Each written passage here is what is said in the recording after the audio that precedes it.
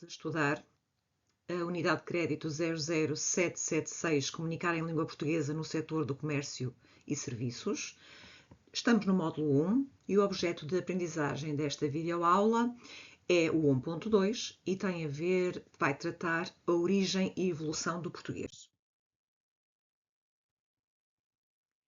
Os objetivos deste objeto de aprendizagem em concreto são compreender a origem indo-europeia e a formação das línguas românicas, identificar as etapas da evolução do português do latim ao português contemporâneo, reconhecer a influência de substratos e superstratos na língua portuguesa, distinguir os principais períodos históricos do português e as suas características linguísticas, relacionar mudanças linguísticas com fatores históricos, sociais e culturais. Das origens indo-europeias ao latim e às línguas românicas.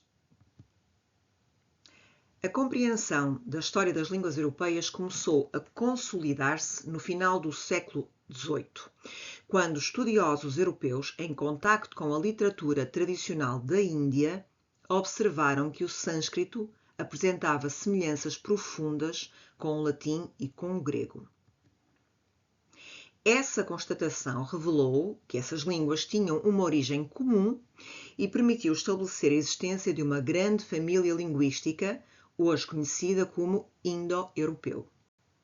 Esta família abrange quase todas as línguas da Europa, grande parte da Índia e diversas regiões interligadas pelo percurso histórico e migratório desses povos antigos. A história do português começa com o indo-europeu, a grande família linguística onde se incluem o sânscrito, o grego, o latim e muitas outras línguas europeias e asiáticas. Dentro desta família, o latim pertence ao ramo itálico e nasceu na região do Lácio, em Itália.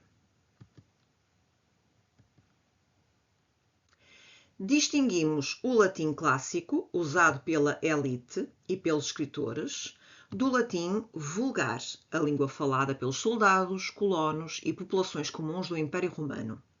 Foi este latim vulgar que se espalhou pela Europa durante a expansão de Roma. Com a queda do Império Romano, cada região passou a evoluir de forma autónoma.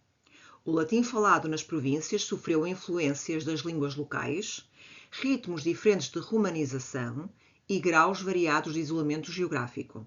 A partir dessa evolução desigual nasceram as línguas românicas, como o português, o espanhol, o francês, o italiano e o romeno. O latim falado no noroeste da Península Ibérica, zona correspondente à Galécia e parte da Lusitânia, evoluiu de forma particular e está na origem do futuro galego ao português. É a etapa linguística que antecede o português. Vamos então ver agora do latim ao galego ao português. A romanização da Península Ibérica começou no século III a.C. e durou cerca de 2 séculos. Os romanos impuseram o latim, mas este não substituiu totalmente as línguas locais. Incorporou palavras dos povos que já habitavam a região, como os celtas, os fenícios, os gregos e iberos. Estas influências são chamadas de substratos e deixaram marcas no português em vocábulos como caminho, cama, parco, brio, âncora ou manto.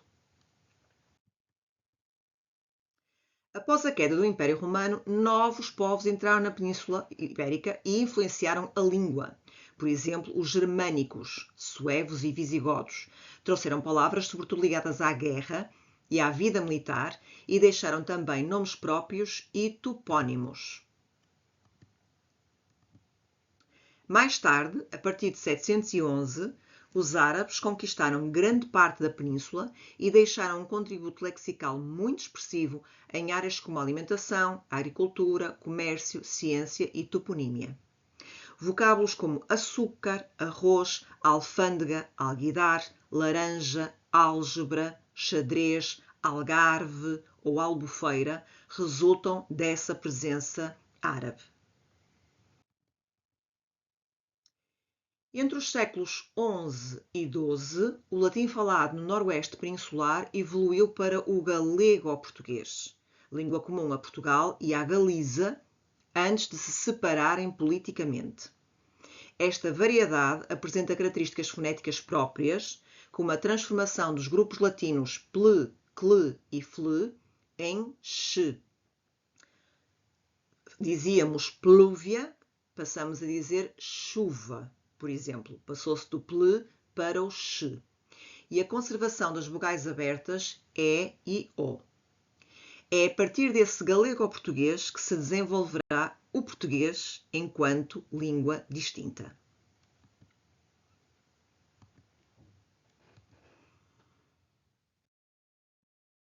O português antigo, médio e clássico. A partir dos séculos XII e XIII, o galego-português começou a evoluir separadamente na Galiza e em Portugal, acompanhando a divisão política dos dois territórios. Em Portugal, esta variedade deu origem ao chamado português antigo, fase que decorre aproximadamente entre os séculos XII e XV. É deste período que datam os primeiros textos escritos em língua portuguesa, como a Notícia de Fiadores, 1175, e o Testamento de Afonso II, 1214.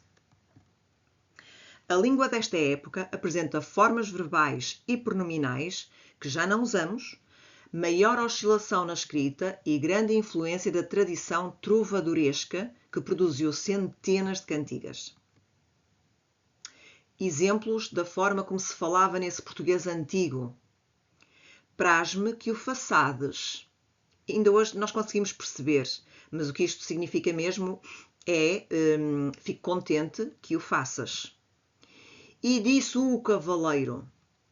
E disse um cavaleiro. Não me deixedes, senhor. Não me deixes, senhor. Portanto, era o tipo de português que se falava neste período entre os séculos XII e XV. Entre os séculos XV e XVI surge o chamado português médio, fase marcada pela consolidação progressiva das estruturas linguísticas e pela afirmação do português como língua de cultura e administração.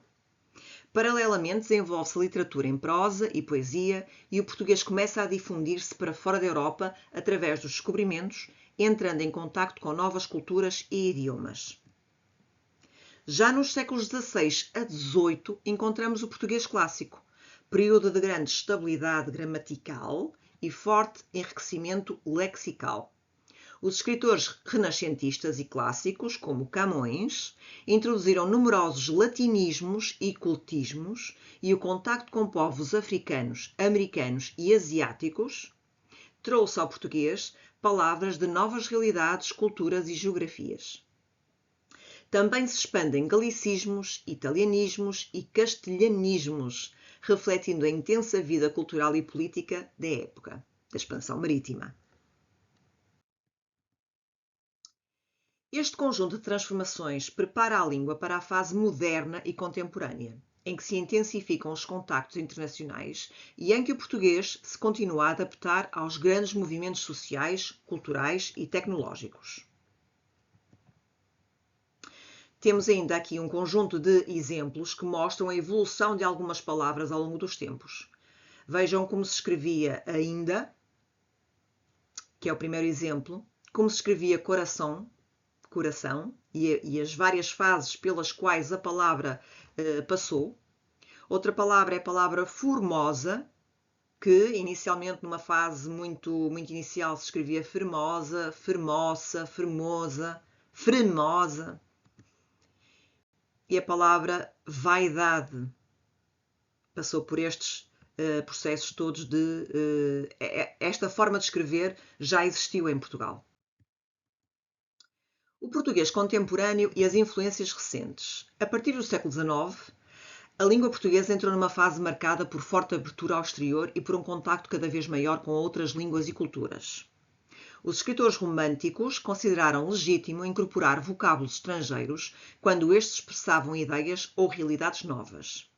Assim, o português passou a receber de uma forma abundante galicismos, temos aqui exemplos, o boudoir, o detalhe, o restaurant, espanholismos, cavalheiro, guerrilha, liberal, e italianismos, casino, libretto, romanzo.